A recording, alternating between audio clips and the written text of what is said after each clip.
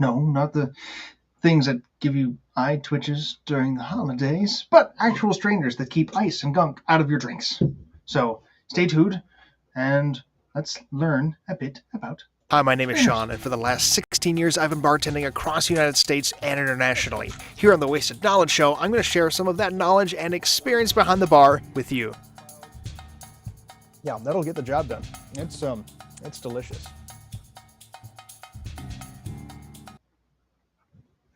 Ta-da! Yes, I was queuing myself up, which is why my hand was under the bar going like that. Still getting a hold of this. By the way, if the camera focuses in and out, I'm trying out some new lighting stuff. Hopefully that helps with the focus, even though my face looks all shiny and bright. So, strainers. There are two main kinds of strainers you see behind the bar today. The main one being this guy. This is what we now call the Hawthorne strainer, invented by Nathaniel Hawthorne in Boston and patented in 1892. And this is kind of the workhorse. You see, I mean, especially this one, it's kind of it's stamped or pressed metal. You got your basic spring on it, but it's super functional. And the great thing about it is it fits on just about any mixing vessel. It goes right on top. And actually, you're supposed to press it down. That's why there's this little finger hold right here. So you basically pushes the spring in front of the holes and it lets you pour out your cocktail and keep any of the other gunk that you don't want inside. So this was invented in 1892. However, right before that, patented 2 years earlier in 1890, was this julep strainer or julep spoon. You can kind of tell it has some similar qualities to it. You can see the little holes in there. Obviously, this has a lot more holes that actually rounded, or I forgot the the vocab word for that. But the spoon-shaped design for it. You would actually set this in the glass like so, but not the glass, your mixing vessel. Use your finger to hold it back. That's how we do it now. It actually was more bent, so you can almost hold it down like a trigger. But you're holding it against the holding pressure against the inside of your mixing vessel, and then pouring gently out. Now you can see there's more space around the sides where things could escape, which is why it's very important to pour it gently. But it was fairly effective, and you see these coming out more nowadays in bars that will have bartenders that look like this. So those are your main two kinds of strainers. You will often, not often, but you will see when you have a drink that has maybe some incorporated elements of fruit, usually, and sometimes really, really macerated spices or herbs.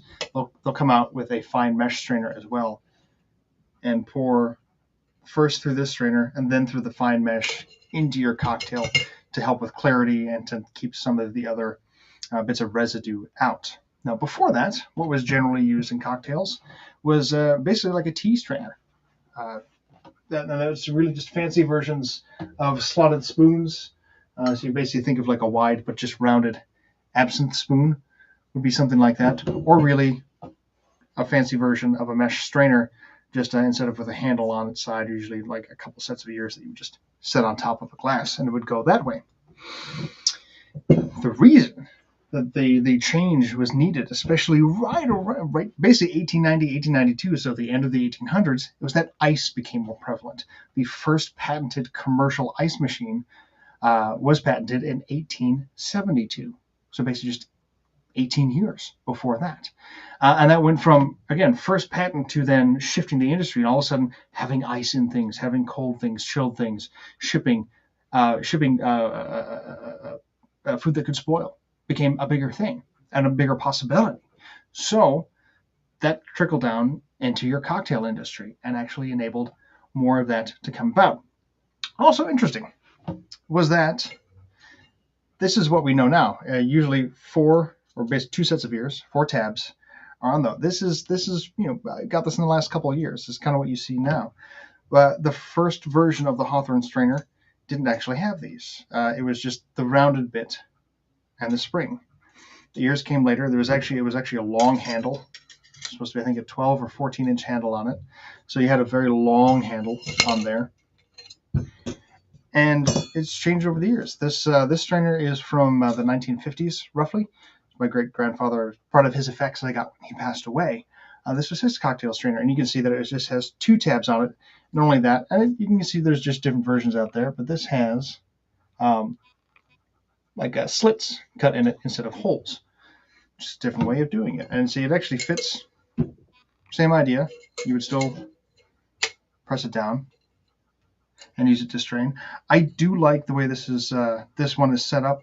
It's a little more narrow, so it can fit in smaller glasses or over smaller mixing vessels, but does leave more space on the sides.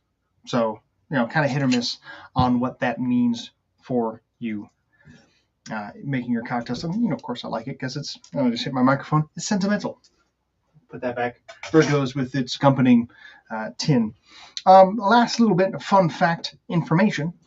Nathaniel Hawthorne, bartender extraordinaire, based in Boston. This is your Boston shaker, or mixing tin. So it's almost no wonder that the two go hand in hand. That's your little bit of information. Thank you so much for watching. Of course, like, share, give me a follow. You can find me on the Instagrams and the other social medias, mostly Instagram. I'm on there quite a bit. I'm getting a Patreon set up. Any way that you like, feel free to send me your alcohol and bar and cocktail related questions. I'm always happy to answer. Thank you so much to my barback, John Ham. He's taking a nap. He's very tired, but he's a good little head. Oh, I see some movement. I see some nose wiggles. But thank you so much for watching. Take care, and I'll see you next time. Always drink responsibly and get a safe